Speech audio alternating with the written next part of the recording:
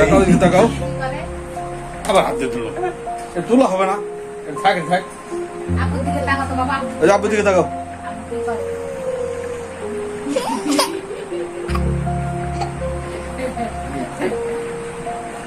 ওইদিকে তাকাও, ওইদিকে।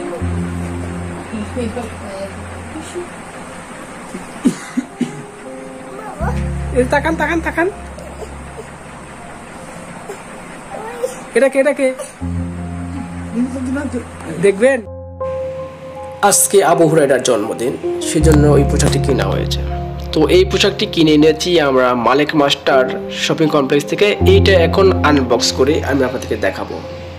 আর এইটা আপনারা অবশ্যই কমেন্ট করে জানাবেন যে তার জন্য এইটা কেমন হয়েছে, যে যেহেতু ছোটো বাচ্চা এবং এটার কালারটা ম্যাচিং হয়েছে কিনা এটা আপনারা জানাবেন।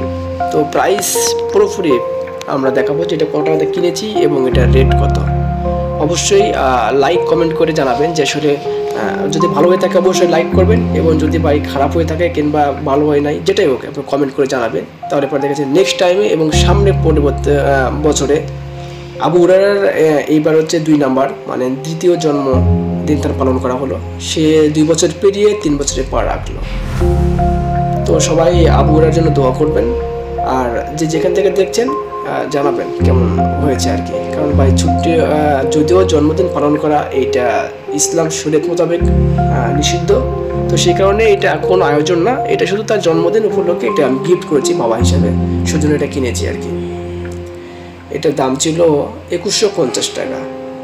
মালিক মাস্টার শপিং কমপ্লেক্স মাওনা থেকে কিনা হয়েছে, বেবি শপ থেকে।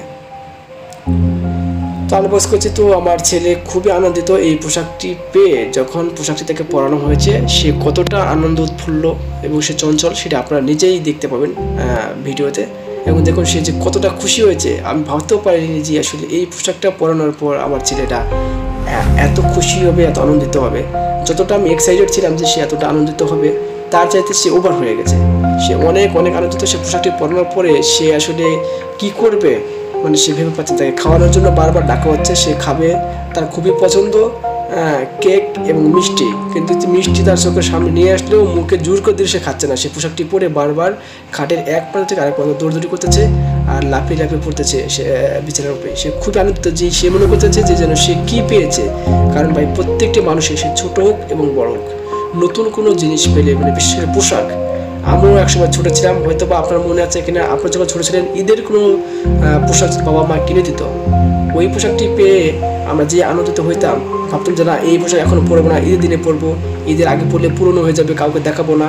এইরকম একটা কাজ মনের ভিতরে মানে সবসময় কিউরিওসিটি কাজ করতো। যখন আমরা ছোটো ছিলাম ঠিক বুঝতাম না।